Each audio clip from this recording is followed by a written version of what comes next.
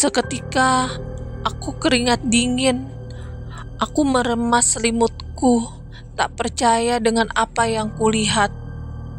Dan saat makhluk itu menyadariku, aku sedang memandanginya. Ia tersenyum dan memamerkan gigi-giginya yang hitam. "Ibu, ibu!" teriakku. Sayangnya tidak ada reaksi dari ibu. Dengan kaki yang lemas, aku keluar dan ke kamar ibu untuk membangunkannya. "Setan, setan, Bu!" Aku membangunkan ibu.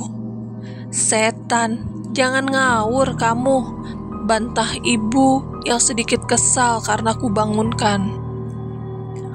Aku pun menarik ibu ke kamar dan menunjukkan ke arah langit-langit kamar. Tapi sosok itu sudah tidak ada. Aku berusaha meyakinkan ibu, tapi ia malah menganggapku hanya mimpi buruk. Aku tidak mau mengambil resiko dan memilih untuk tidur di kamar ibu bersama dengan gendis lagi. Apa kejadian seperti itu sering terjadi? Tidak juga. Semenjak anak kecil di langit-langit rumah itu, tidak ada lagi hal aneh yang kulihat dalam beberapa hari. Hanya pada Wisnulah aku bercerita tentang kemunculan makhluk-makhluk itu. Ibu sudah pasti tidak percaya. Sedangkan bila aku cerita pada gendis, dia akan ketakutan dan semakin merepotkanku.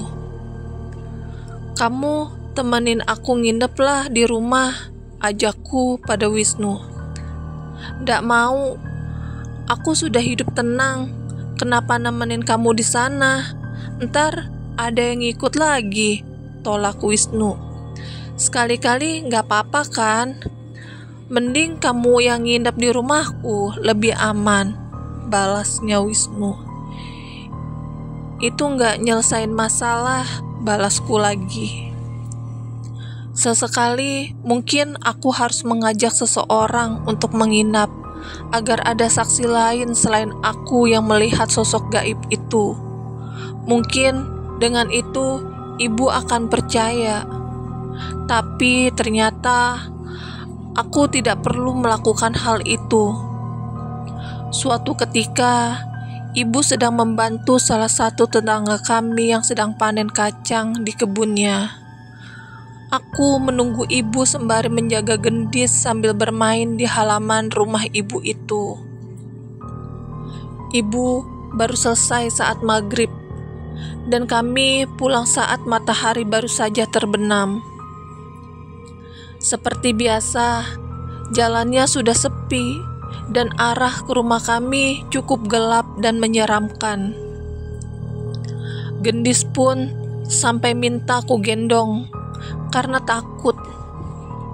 Dari rumah terakhir di desa, setidaknya kami harus berjalan beberapa ratus meter untuk sampai ke rumah.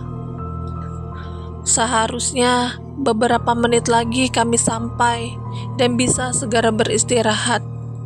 Tapi saat rumah kami sudah terlihat, tiba-tiba ibu berhenti.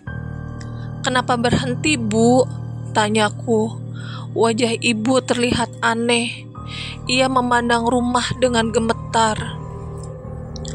Aku pun menoleh ke rumah dan melihat pemandangan yang tidak pernah bisa kulupakan. Pocong di halaman rumah kami berdiri pocong-pocong dengan kain kafan lusuh yang menggeliat dengan mengerikan. Tidak hanya di halaman, bahkan di atap rumah kami pun ada beberapa pocong yang terbaring dan duduk berserakan. Aku menggenggam erat tangan ibu dan menariknya, mengajaknya untuk memutar balik. Tidak mungkin kami pulang ke rumah di mana terdapat pocong sebanyak itu. "Gendis takut, Bu," tangis gendis yang ternyata juga melihat sosok itu. ke rumah Pangadimin. Kita ke sana dulu, Le. Perintah ibu yang segera mengajak kami pergi secepatnya.